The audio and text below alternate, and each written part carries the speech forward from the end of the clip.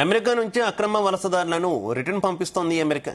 ఇందులో భాగంగా భారత్ నుంచి అక్రమంగా అమెరికాకు వలస వెళ్లిన వారిని పంపించేందుకు మరో 2 యుద్ధ విమానాలను రెడీ చేసింది.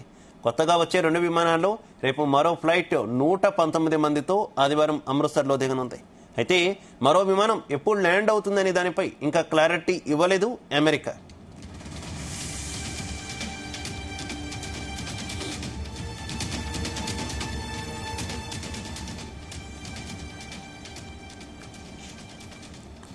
C-17 globe master 3 US military air craft లో అక్రమ వలసదారులను తరలిస్తున్నారు.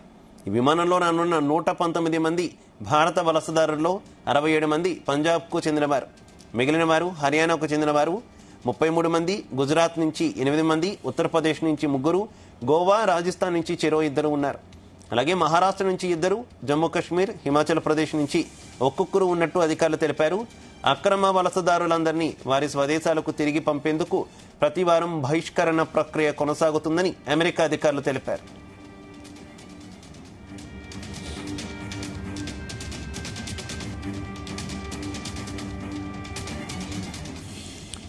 ఇటీవల 104 మంది భారతీయులను అమెరికా వెనక్కి పంపింది. ఆ టైంలో వాళ్ల చేతులకు సంకెళ్లు, కాళ్లకు గొలుసులు వేయడం వివాదాస్పదమైంది.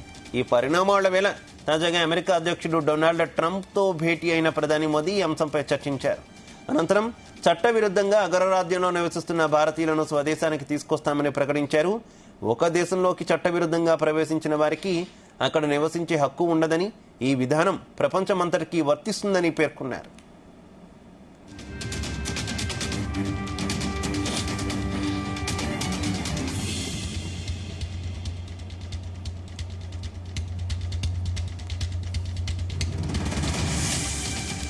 యువత పేదరికంలో ఉన్న వారికి డబ్బు, ఉద్యోగాల ఆశ చూపి అక్రమ రవాణా కూపంలోకి లాగుతున్నారని మండిపడ్డారు.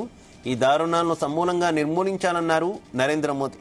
ఇదిలా ఉంటే ఇకపై కూడా అక్రమ వలసదారులను వారి స్వదేశానికి పంపించే ప్రక్రియ కంటిన్యూగా కొనసాగుతుందని పేర్కొన్నారు.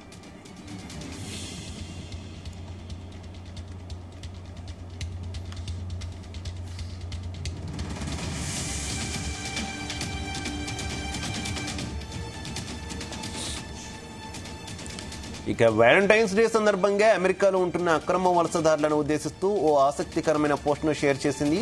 ఒక గ్రీటింగ్ కార్డులో గులాబీలు ఎరుపు రంగులో ఉంటాయి, ఇక వైలెట్లు నీలి రంగులో ఉంటాయి. చట్టవిరుద్ధంగా ఇక్కడికి వస్తే బహిష్కరిస్తామంటూ అక్రమంగా రావాలనుకునే వారిని హెచ్చరించింది.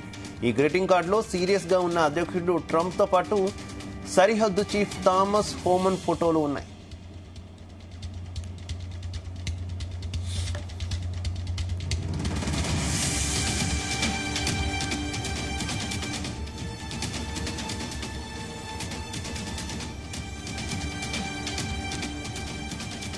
అమెరికాలో అక్రమంగా నివసిస్తున్న వేల మంది భారతీయులు తిరిగి స్వదేశానికి రావాల్సి ఉంటుంది.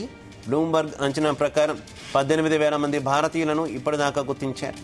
అమెరికా హోంల్యాండ్ అధికారుల లెక్కల ప్రకారం 20,000 మంది భారతీయుల దగ్గర సరైన పత్రాలు లేనట్టు గుర్తించిన అధికారులు 17,940 మందిని వెనక్కి పంపేందుకు తుది ఉత్తర్వులు జారీ చేశారు.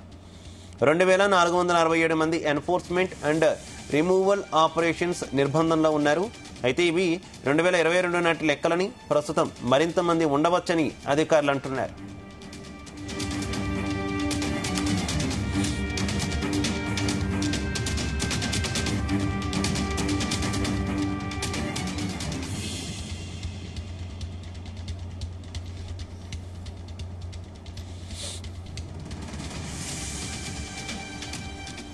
అమెరికాలో మొత్తంలో 7,25,000 మంది భారతీయులు అక్రమంగా ఉంటున్నట్టు నివేదికలు చెబుతున్నాయి.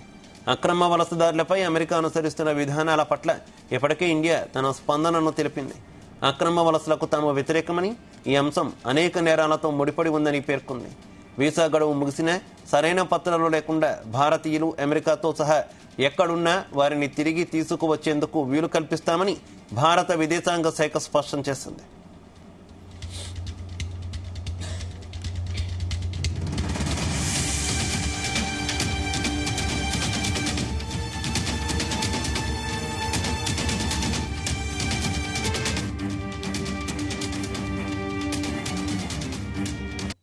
पंजाब में फिर उतरा एक और जहाज, लगे पंजाबी हैं बस, जो गैर कानूनी तौर पे जाते हैं।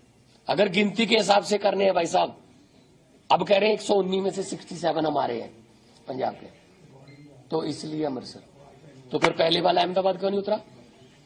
तो पहले 33 उनके थे, हरियाणा के थे 33, अंबाला क्यों नहीं उतरा? रफाल को तो अंबाला उतारते हो, फ्रांस से जब रफाल आता है उसको तो अंबाला में उतारते हो भाई साहब। हमको बच्चे समझते हो क्या? हमें पता नहीं क्या बदनाम करने की कोशिश कर रहे हो। पंजाबियों को, पंजाब को बदनाम करने की साजिश बीजेपी की है और हमेशा रहती है। कहीं भी मौका मिले वो छोड़ते नहीं है। जब हम इसी एयरपोर्ट का और मोहाली के एयरपोर्ट का इसी में विदेश मंत्रालय को लेटर देते हैं, सर यहां से इधर अमेरिका की तरफ, कनाडा की तरफ फ्लाइटें शुरू कर दीजिए, कहते हैं नहीं नहीं नहीं नहीं, ये एयरपोर्ट सूटेबल नहीं। अच्छा, ऐसे जहाज आने के लिए सूटेबल है अमेरिका से, अभी तो अमेरिका से आ रहा है, तब तो हमारे बंदे दिल्ली जाएं, दिल्ली से फिर उड़े और मतलब उनको टैक्स दें, ये वो दिल्ली जाने का खर्चा है ना, तब कोई प्रॉब्लम। आने के लिए हमें अमृतसर उतार, पंजाब में फिर उतरा।